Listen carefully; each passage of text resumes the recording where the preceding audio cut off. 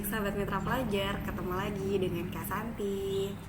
Oke, jadi di video kali ini kakak akan membahas SIMAK UI 2018. Kita mulai dari soal nomor 1 ya. Jadi nomor 1 itu soalnya perbedaan flora dan fauna yang ada di Sulawesi dengan di Kalimantan dan Papua dipengaruhi oleh. Jadi di sini soalnya menanyakan tentang apa sih yang membedakan, gitu kan?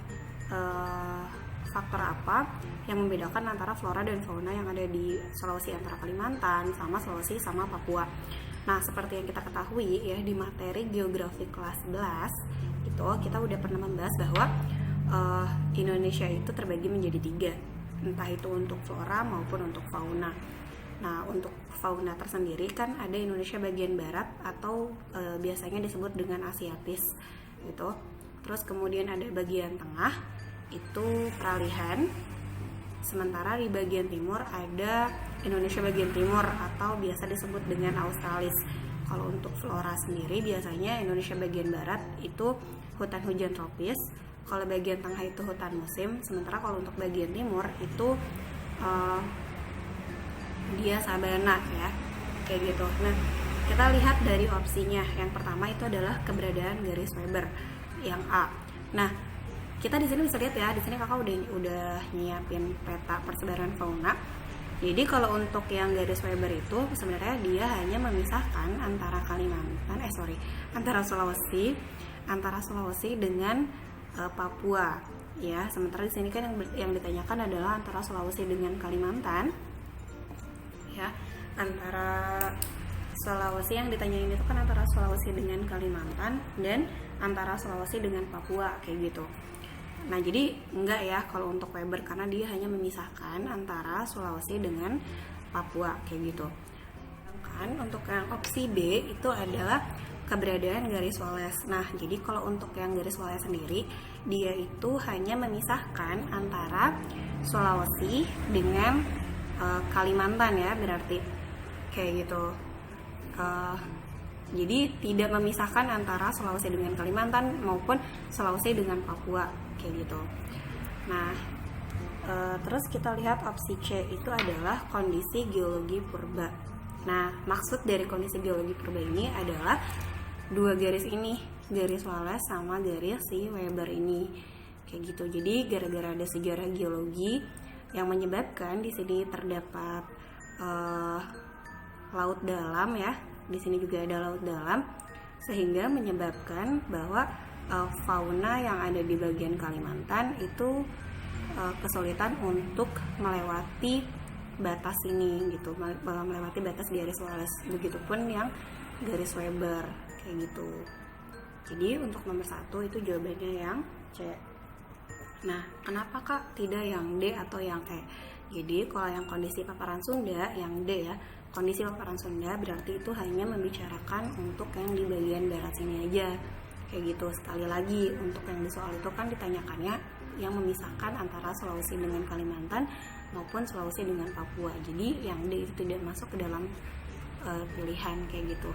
Kalau untuk yang E, kondisi paparan Sahul, kalau paparan Sahul itu kan berarti di bagian sini ya, di bagian timur Indonesia, ya itu juga nggak bisa ya. Jadi sekali lagi, karena kita lihat tadi di soal itu dia memisahkan antara Sulawesi dengan Kalimantan dan antara Sulawesi dengan Papua gitu. Sehingga untuk nomor 1 jawabannya yang C. Oke, kita lanjut ke soal nomor 2 ya. Jadi di nomor 2 ini soalnya kan kerusakan terumbu karang di Indonesia yang menjadi pusat segitiga terumbu karang dunia, terutama terjadi di. Nah, sebenarnya apa sih yang dimaksud? Daerah mana aja sih yang dia itu sampai dikatakan pusat segitiga terumbu karang dunia? Jadi sebenarnya kalau untuk yang segitiga terumbu karang dunia itu dia ya meliputi daerahnya itu termasuk di ada. Jadi untuk yang segitiga terumbu karang dunia itu diantaranya termasuk negara ada Indonesia, terus kemudian ada Malaysia ya, kemudian ada Papua Nugini, ya di sini. Terus ada Filipina, terus ada Timor Leste, kemudian ada Kepulauan Solomon ya, gitu. Jadi nanti nih di sini kakak udah nyiapin petanya. Jadi nantinya itu dia akan membentuk segitiga seperti ini, kayak gitu. Makanya disebut dengan segitiga terumbu karang dunia, gitu. Atau biasa disebut dengan the Coral Triangle. Keren banget ya namanya. Nah, jadi untuk pusat segitiga terumbu karang dunia sebenarnya pusatnya itu adanya di perairan Indonesia nih. Nah, itu dia untuk pusatnya ada di perairan Raja Ampat. Ya kalau yang namanya pusat itu berarti cuma ada satu ya, gitu. Jadi untuk yang nomor 2 itu jawabannya yang A, perairan Raja Ampat. Nah, sebenarnya apa sih yang menyebabkan terjadinya kerusakan terumbu karang, terutama yang terjadi di perairan Raja Ampat? Jadi gini, dan kenapa Raja Ampat itu dijadikan sebagai pusat terumbu karang dunia? Jadi berdasarkan penelitian bahwa dinyatakan itu Raja Ampat memiliki hampir 75% dari kekayaan terumbu karang yang dari dunia tadi, kayak gitu. Jadi emang lebih beraneka ragam atau lebih bervariasi gitu, jauh lebih banyak dibandingkan dengan terumbu karang di daerah yang lain, kayak gitu. Nah, cuman yang jadi permasalahan gitu, di daerah perairan Raja Ampat sendiri itu sudah terjadi kerusakan terumbu karang. Penyebabnya apa? Nah, jadi penyebabnya itu sebenarnya karena dibukanya si perairan Raja Ampat ini untuk daerah wisata, gitu. Sementara kalau misalkan sudah dibuka untuk daerah wisata, itu terutama nanti kan ada kapal pesiar, terus kemudian buang sampah sembarangan juga, itu jelas banget pasti mengotori perairan itu sendiri, sehingga terjadilah kerusakan di daerah situ, kayak gitu. Jadi kalau untuk nomor 2 itu jawabannya yang A.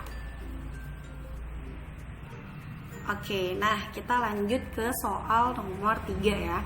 Jadi nomor 3 itu soalnya adalah peta skala 1/10.000 itu lebih besar daripada peta skala 1/25.000, sehingga 1/10.000 akan lebih. Oke, sebelum kita lihat opsi jawabannya, masih ingat ya bahwa ada memang klasifikasi peta berdasarkan skalanya. Ini di sini nanti kakak tulisin peta berdasarkan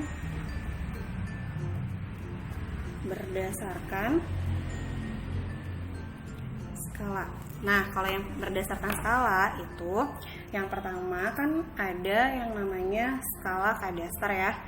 Skala nomor 1 itu ada kadaster. Nah, kalau untuk yang kadaster itu dia memiliki skalanya 100/5000. Jadi kalau untuk yang kadaster ini itu digunakannya, dia adalah untuk sertifikat tanah, biasanya dimanfaatkannya untuk sertifikat tanah. Jadi memang detail banget kan berarti. Nah, untuk yang nomor 2-nya nanti ada yang skalanya besar. Nah, kalau untuk yang skala besar itu dia dari 5.000 ya.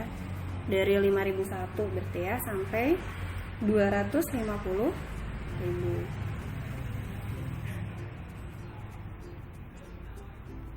Nah, kalau untuk yang skala besar itu biasanya digunakan untuk peta kelurahan, kecamatan gitu. Ini biasanya menggunakan skala besar.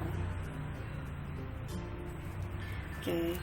Terus kemudian yang ketiga itu ada yang skala sedang. Kalau sedang itu dia dari 250.001 sampai 500.000. Jadi untuk yang ini biasa digunakan untuk provinsi ya, peta provinsi. atau untuk yang bikin pulau kayak gitu. Terus yang ketiga itu ada skala kecil. Kalau kecil itu dia skalanya dari 500.000 itu sampai 1 juta. Biasanya digunakan untuk membuat peta suatu negara kayak gitu. Nah, untuk yang yang kelima itu ada geografis, peta geografis. Jadi kalau untuk yang peta nggak tuh. Jadi kalau yang geografis itu dia menggunakan skala yang lebih dari 1 juta. Nah, ini kan gede banget nih. Itu biasanya digunakan untuk peta dunia atau benua ya, yang ukurannya jauh lebih besar gitu. Kayak gitu. Nah, di sini kan disuruh ngebandingin nih antara yang 25.000 sama 10.000. Ya jelas banget ya. Berarti kalau misalkan yang 10.000 itu jauh lebih detail informasinya kayak gitu dibandingkan dengan yang 25.000 karena lebih sempit ya berarti lokasi untuk pemetaannya kayak gitu. Jadi untuk yang nomor 3 itu jawabannya yang C. Kita lanjut ke nomor 4 ya. Oke, untuk nomor 4 soalnya fungsi terpenting dari sistem informasi geografi dalam operasional sarana transportasi umum berbasis aplikasi. Nih adalah A. Menentukan rute perjalanan. Ini enggak ya, karena kan yang menentukan rute perjalanan itu kita bisa milih, kita mau milih jalan yang mana. Itu tidak didasarkan pada si sistem informasi geografi untuk yang berbasis aplikasi, ya nggak sih? Nah, terus yang kedua, mendeteksi alamat tujuan. Ya, ini nggak bisa juga ya, siapa yang tahu kita mau kemana gitu kan. Jadi, kalau untuk alamat tujuan itu kita yang nentuin, itu nggak bisa dari yang si sistem informasi geografi, kecuali udah ada histori kan biasanya, baru dikasih saran gitu kan, saran tujuan. Tapi kan untuk yang menentukan tetap aja kita. Oke, selanjutnya ada memprediksi kemacetan lalu lintas. Nah, jadi kalau yang memprediksi kemacetan lalu lintas ini bisa ya. Jadi termasuk diantaranya kayak biasanya kan aplikasi kayak gitu tuh lebih jadi lebih kayak tahu jam pulang kerja, jam pulang sekolah, terus kemudian kalau lagi hujan gimana. Jadi biasanya kita bisa ngelihat kan memprediksi kemacetan lalu lintas kayak gitu. Kayak kita nih misalkan kita mau menuju ke daerah A kayak gitu. Misalkan kita buka Google Maps nih, kita mau pergi ke misalkan ke tempat A. Nah, pasti ketika kita klik bagian rute, itu tuh sudah ada titik-titik yang diprediksi akan terjadi kemacetan. Misalkan yang biasanya kan yang warna merah nih gitu. Kalau merah tuh berarti dia macet kayak gitu. Atau misalkan kalau yang warna biru berarti dia lancar kayak gitu. Itu diprediksi biasanya didasarkan pada bangunan-bangunan kantor, terus kemudian sekolah, kampus kayak gitu. Oke, lampu merah gitu. Jadi kalau yang untuk nomor 4 itu yang C. Loh Kak, kenapa nggak yang D, yang E? Oke, kita lihat deh yang D sama yang E. Kalau yang D itu ada mendeteksi alamat pelanggan. Itu nggak bisa ya kita dideteksi. Mungkin cuman kayak ngelihat kita posisinya ada di mana gitu. Tapi kalau alamat kita di mana, ya dia nggak bisa tahu. Terus ada menentukan biaya perjalanan. Kalau biaya perjalanan kan tidak ditentukan dari ini ya, aplikasi. Itu yang menentukannya bukan dari si sistem informasi geografi itu, kayak gitu. Jadi kalau yang nomor 4 jawabannya yang C. Oke, jelas ya. Oke, selanjutnya nomor 5. Nomor 5 itu soalnya dominannya proses pelapukan kimiawi menyebabkan sungai-sungai di Kalimantan. Oke, opsi yang A. Oke, yang A makin dangkal dan sempit alurnya. Terus opsi yang B itu ada makin dangkal dan lebar alurnya. Opsi yang C makin dalam dan sempit alurnya. D makin dalam dan lebar alurnya. Yang E makin dalam dan alurnya tidak berubah. Jadi kalau untuk yang nomor 5, kita ilustrasikan kayak gini. Misalkan nih, ini adalah bantaran sungainya nih. Ini bantaran sungainya ya. Gitu. Ini yang pertama gitu kan. Terus kemudian terjadi pelapukan. Nah, kalau pelapukan kimia itu kan bisa juga termasuk nantinya mengikis ke sebelah-sebelahnya kan, saya ke pinggir-pinggirnya. Jadi kalau misalkan ini bantaran sungainya, ini pinggir-pinggir sungainya, nah terus tuh lama-lama tuh dia kayak gini loh, melapuk kayak gini. Jadi kayak lama-lama hilang gitu. Jadi semakin lebar gitu si ininya, si bantaran sungainya gitu. Jadi di sininya makin lebar kan alurnya. Terus hasil dari pelapukannya itu lama-lama dia akan mengendap di dasar sungai. Jadi dia akan itu menyebabkan si sungainya itu lebih dangkal kayak gitu. Karena dia terendapkan di sini dan ininya terkikis terus kayak semakin lebar kayak gitu. Ngerti kan ilustrasinya? Udah saya nggak pinter gambar kayak gitu. Jadi untuk yang nomor 5 itu jawabannya yang B. Oke, selanjutnya nomor 6. Pada tahun 2012, jumlah penduduk kota Sambas sebanyak 493.407 jiwa dan yang berusia kurang dari 40 tahun sebanyak 360.821 jiwa. Kondisi tersebut mengindikasikan piramida penduduk yang kita lihat nih. Jumlah penduduk kotanya itu semuanya ada 493 yang berusia kurang dari 40, berarti di dasarnya ya. Di dasarnya itu kan berarti di sini nih. Ya kan? Kayak di bawah 40 nih misalkan. Saya buat di sini ya. Ya, oh ini 300. Ini 360 nih. 360.821 gitu.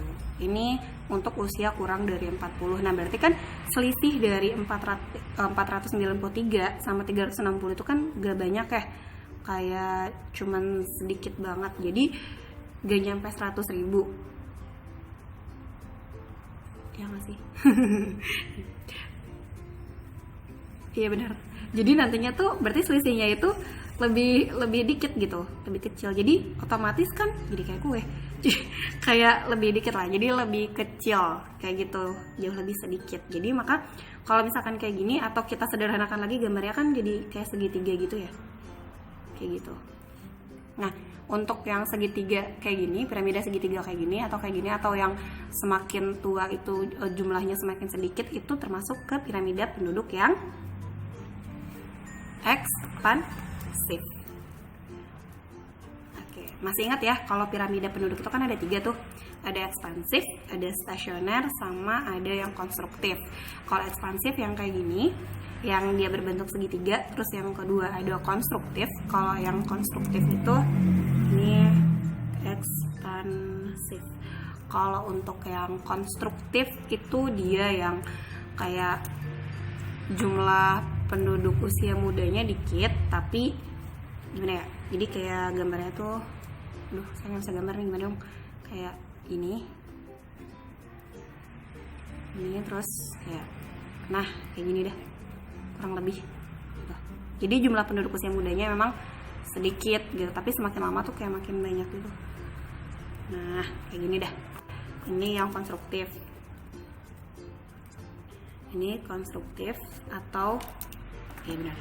Nah, terus yang ketiga itu ada yang stasioner. Kalau stasioner itu dikatakan bahwa jumlah penduduk usia muda dengan usia tua itu kayak hampir seimbang. Jadi memang kayak gini nih bentukannya. Jadi kayak lurus aja gitu. Jadi kalau misalkan kita pisah ini perempuan, ini laki-laki. Jadi kayak emang hampir seimbang antara usia muda dengan usia tua. Kayak gitu. Dan ini biasanya ada di negara maju. Stasioner kayak gitu. Oke.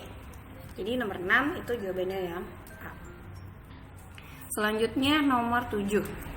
Oke, nomor 7, berdasarkan kondisi geografisnya, sumber energi terbentuknya yang paling sesuai dikembangkan di daerah Lombok, Kupang, dan Ternate adalah. Nah, jadi kalau untuk yang kita tahu ya, bahwa Lombok, Kupang, sama Ternate itu adalah terdapat di Indonesia bagian timur. Oke, jadi kalau misalkan untuk yang di daerah Lombok, Kupang, sama Ternate itu kan terdapat di Indonesia bagian timur. Nah, kalau misalkan kayak di Indonesia bagian timur, seperti kita tahu, berdasarkan kondisi geografisnya itu, mereka sangat cocok untuk peternakan kan. Nah, karena di sana banyak banget sabana atau padang rumput. Jadi kalau untuk pengembangan sumber energinya itu lebih banyak bisa dimanfaatkannya adalah yang biomasa gitu, karena di sana banyak banget peternakannya kayak gitu, jadi sangat bisa dikembangkan. Jadi nomor 7 jawabannya yang Oke. Kita lanjut ya di nomor 8. Nah, kalau untuk nomor 8 itu soalnya nomor 8 itu cara masyarakat pedalaman di Indonesia menggunakan tanaman untuk tujuan pengobatan dapat dipahami sebagai penerapan konsep. Masih ingat kan konsep itu ada berapa? Konsep itu ada 10 ya. Ada dimulai dari keterkaitan ruang ya, ada keterkaitan ruang, ada keterjangkauan. Kita coba tulis lagi deh ya, biar lebih mengingat lagi gitu materi kelas 10-nya. Itu kan konsep geografi. Tuh, yang pertama ada keterkaitan ruang, ini saling berkaitan antara satu ruang dengan ruang yang lain. Terus kemudian yang kedua ada keterjangkauan atau aksesibilitas ya, atau aksesibilitas. Terus kemudian ada morfologi, terus ada jarak, terus ada aglomerasi. Kemudian kita tulisin aja deh ya, ada nomor 6-nya ada diferensiasi atau perbedaan wilayah. Terus kemudian ada interaksi dan interdependensi, saling berkaitan dan saling berhubungan. Interdependensi. Terus kemudian ada pola. Terus ada lokasi. Terus nanti yang terakhir itu ada yang nilai guna atau memanfaatkan suatu wilayah atau fenomena. Nah, di sini di nomor 8 itu ada cara masyarakat pedalaman di Indonesia menggunakan tanaman untuk tujuan pengobatan. Berarti dia menggunakan tanaman untuk tujuan pengobatan, berarti dia memanfaatkan, ya kan? Dia memanfaatkan tanaman untuk tujuan tertentu, yaitu untuk pengobatan. Berarti kalau untuk 8, penerapan konsep yang sangat tepat itu adalah yang nilai kegunaan, karena dia membicarakan tentang manfaat dari si tanaman untuk tujuan pengobatan kayak gitu. Jadi kalau untuk yang nomor 8 itu jawabannya yang D. Oke, nah sekarang kita lanjut ke nomor 9. Nah, jadi di nomor 9 ini soalnya adalah interaksi antar kota di Jepang dengan di Indonesia dan Thailand tercermin dari relokasi industri. Itu kalau untuk yang interaksi antara Jepang sama Indonesia dan sama Thailand itu ini jelas banget ya bahwa kerjasamanya kita itu ada di kendaraan bermotor. Jadi kalau untuk yang nomor 9 itu jawabannya yang C, itu kelihatan banget terbukti dari banyaknya kendaraan bermotor yang berasal dari Jepang itu yang masuk ke Indonesia kayak gitu, pun ke Thailand kayak gitu. Kita lanjut ya ke soal yang pertama. Pertama lagi, nomor 10 maksudnya. Efisiensi ekonomi merupakan faktor utama relokasi industri dari negara maju ke negara sedang berkembang. Benar atau salah? Jadi gini, apakah iya efisiensi ekonomi merupakan salah satu faktor dari relokasi industri? Sebelumnya kita cari tahu dulu nih, apa sih yang dimaksud dengan relokasi industri, ya kan? Kita lihat nih bawahnya.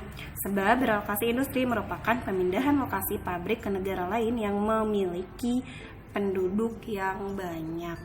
Nah, jadi gini, kalau yang dimaksud dengan relokasi industri ya, relokasi industri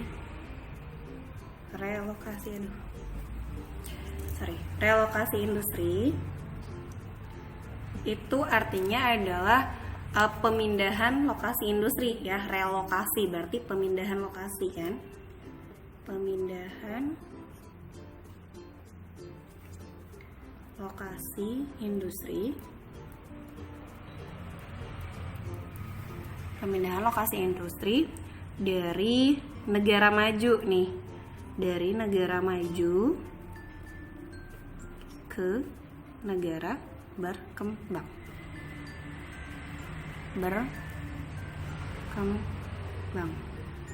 Kayak gitu. Nah, faktor apa aja sih yang mempengaruhi terjadinya relokasi industri? Nih, kita lihat faktor relokasi. Nah, jadi kalau untuk yang faktor relokasi sendiri itu kita bisa lihat ya, dari yang pertama tuh upah yang lebih murah. Biasanya kan kalau di negara berkembang itu bayarannya tuh kayak lebih murah gitu, lebih murah lah dibandingkan sama negara maju. Terus kemudian juga mengurangi polusi di negara majunya. Jadi polusinya di negara berkembang aja gitu. Polusi, terus kemudian tenaga kerjanya yang jelas banyak ya. Karena kan penduduknya juga lebih banyak. Gitu. Tenaga kerja yang lebih banyak. Terus sisanya ada memperluas usaha, juga pemasaran kayak gitu. Nah, jadi dari informasi yang sudah kita dapat ini, kita lihat lagi nih di soal. Efisiensi ekonomi merupakan faktor utama relokasi industri dari negara maju ke negara berkembang. Ke negara yang sedang berkembang, Jadi ini benar ya, karena di sini kan kita lihat nih, faktor dari relokasi itu ada yang pertama upahnya yang lebih murah. Jadi ya jelas ya, itu benar-benar kayak misalnya kalau misalnya kayak di negara maju itu satu pekerja bisa dan harus dibayar sekali sebulan itu, misalkan kalau di negara maju itu bisa nyampe sekian juta gitu. Misalkan kayak taruhlah kalau misalkan di negara maju itu satu bulan 10 juta gitu kan. Tapi kalau di negara berkembang kita tahu ya, kalau misalkan untuk pekerja pabrik kayak gitu tuh bayarannya paling berapa sih gitu, dengan 2 juta, 3 juta, 4 juta. Pokoknya tuh pasti jauh lebih murah dibandingkan dengan negara maju kayak gitu. Terus berarti yang nomor 10 itu benar ya, karena salah satu diantaranya adalah efisiensi perekonomian. Jadi lebih menekan pembiayaan kayak gitu. Jadi yang ini benar. Terus bawahnya ya, sebab relokasi industri merupakan pemindahan lokasi pabrik ke negara lain yang mempunyai penduduk yang lebih banyak. Nah, tadi kita udah lihat nih, tadi kita udah baca, tadi kakak udah jelasin bahwa kalau yang namanya relokasi industri itu adalah pemindahan lokasi industri dari negara maju ke negara berkembang, yang itu tentu aja pasti jumlah penduduknya yang lebih banyak. Apalagi kalau kita lihat lagi dari faktor si relokasi ini sendiri, salah satunya adalah tenaga kerja, yang dimana kalau di negara berkembang itu pasti jumlah penduduknya jauh lebih banyak kayak gitu. Jadi yang bawahnya juga benar. Nah, yang jadi pertanyaan, dia keduanya berhubungan atau tidak? Oke, nah jadi yang ini nomor 10 itu jawabannya yang A. Jadi saling berhubungan. Kenapa? Karena salah satu dari efisiensi ekonomi untuk si relokasi industri ini adalah ke negara berkembang yang penduduknya lebih banyak, tapi pengeluarannya itu kayak masih tetap sedikit gitu. Bisa dibayangin kan, kayak jumlah penduduknya banyak, misalnya kerjanya banyak, tapi yang harus dibayarin tetap sedikit, tetap jauh lebih sedikit dibandingkan dengan kalau dibuka di negara maju itu sendiri, kayak gitu. Jadi nomor 10 jawabannya yang A. Oke. Nah, terus yang nomor 11. Jadi kalau untuk yang nomor 11 itu soalnya adalah erupsi Gunung Tambora tahun 1815 telah memicu kenaikan suhu udara di muka bumi. Sebab erupsi gunung api menghasilkan debu dan partikel vulkanik ke lapisan atmosfer dan menghalangi cahaya matahari.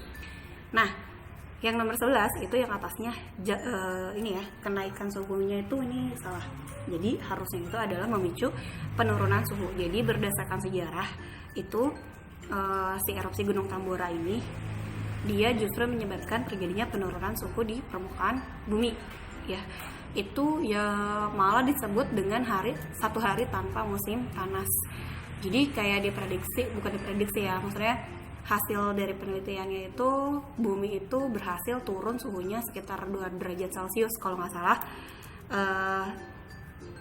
Nah, kenapa? Karena ini erupsi gunung api menghasilkan debu dan partikel vulkanik ke lapisan atmosfer. Jadi kebayangkan saking gedenya Gunung Tambora itu meletusnya itu sampai menutupi atmosfer yang harus gimana sih? Jadi saking banyaknya debunya gitu, partikel vulkaniknya, jadi dia nutupin atmosfer.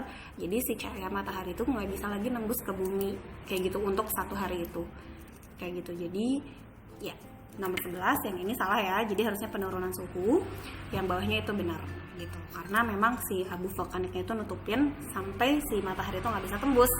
Nah, jadi kalau kayak gini berarti jawabannya yang D.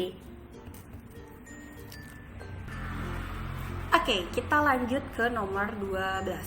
Nah, ini dia ini ya, cara jawabnya yang 1, 2, 3A, 1, 3B, 2, 4C, 4D, 1, 2, 3, 4 itu yang E. Oke, masih pada inget kan? Oke, kita lanjut ya ke nomor 12. Jadi, nomor 12 itu upaya kegiatan mitigasi bencana tanah longsor dapat berupa 1. Pengaturan vegetasi, 2. Pembuatan teras lereng ya berarti, 3. Gerakan penghijauan, 4. Pemetaan kestabilan tanah. Nah, jadi apa sih yang dimaksud dengan mitigasi? Mitigasi bencana itu kan merupakan salah satu langkah gimana caranya supaya kalau misalkan terjadi bencana itu tuh kayak resikonya itu tidak terlalu banyak gitu, tidak terlalu banyak ya berarti. Jadi kalau untuk yang mitigasi bencana kita tulis dulu ya definisinya di sini. Jadi kayak pengurangan resiko bencana. Pengurangan resiko bencana. Nah, di sini tuh kayak ditanyain kayak gimana sih caranya supaya kalau misalkan ada longsor itu tuh tidak terlalu merusak ya kayak gitu. Nah, sebenarnya langkah-langkah untuk dari mitigasi bencana tanah longsor itu ada beberapa. Yang pertama itu ada bisa terasering, ya. Nih, langkah mitigasinya. Kakak tulis ini ya. Langkah mitigasinya itu yang pertama ada pembuatan terasering, terus membuat bangunan penahan,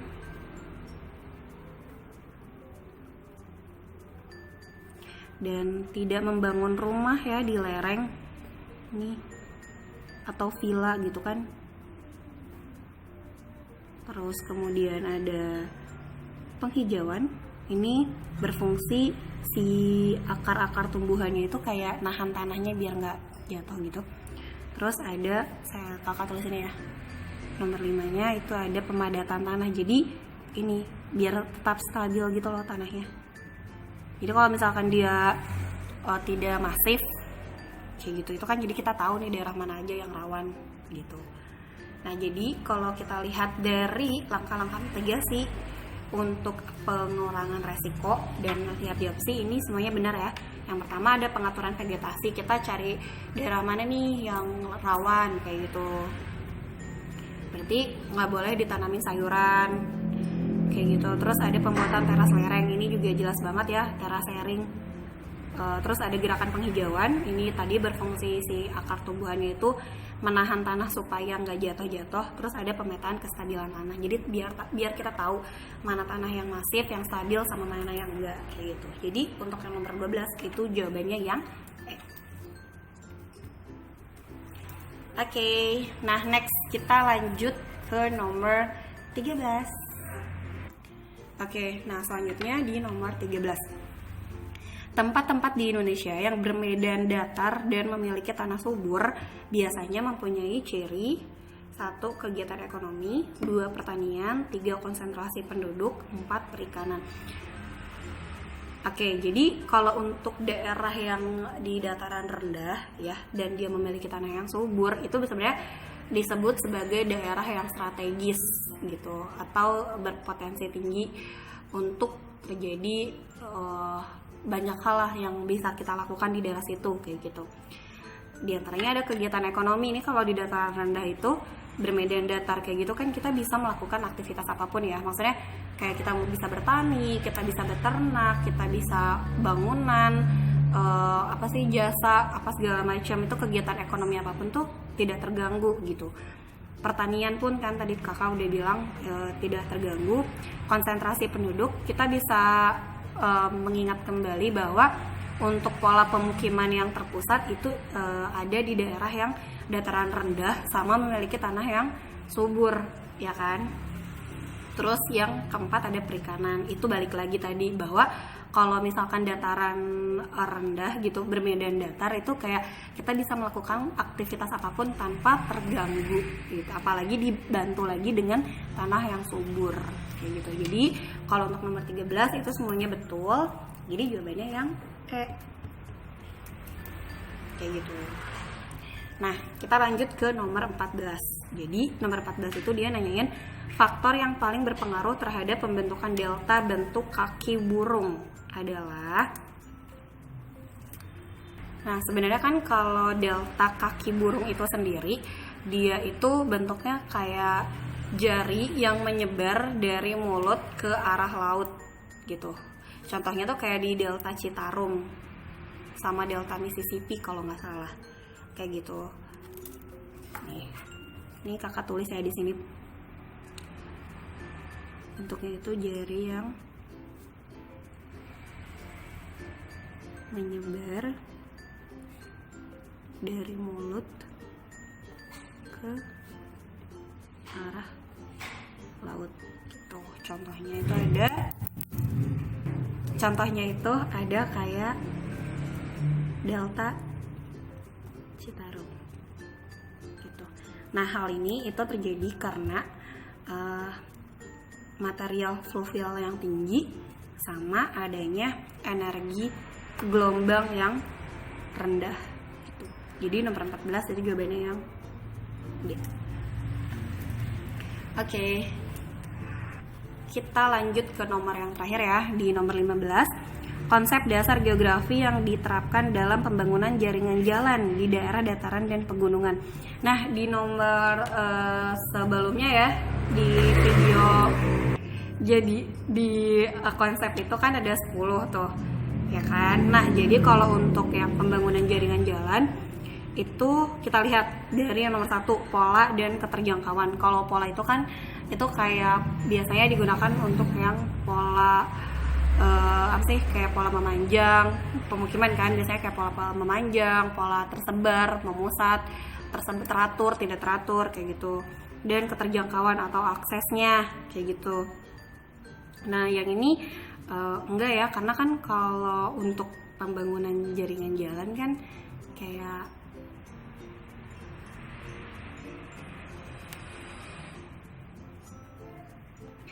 ya kayak udah pasti lurus gitu kan mau bikin jaringan jalan ya. Terus yang kedua itu ada morfologi dan pola. Ini balik lagi ya, si polanya itu enggak. Terus yang ketiga itu jarak dan diferensiasi ruang. Nah, kita tuh tidak membutuhkan si diferensiasi ruang ini karena ya tidak berpengaruh dalam pembangunan jaringan jalan. Jadi yang kita butuhkan itu adalah jarak dan morfologi gitu, karena untuk mengetahui bentuk lahan si jaringan jalan sama jarak si jalannya itu, jadi kayak lebarnya, panjangnya gitu. Jadi nomor 8 lagi, nomor 15 nomor 15 itu jawabannya yang deh. Oke, nah sampai sini dulu video kali ini. Semoga bermanfaat dan kalian ngerti. Sampai ketemu di video berikutnya. Dadah.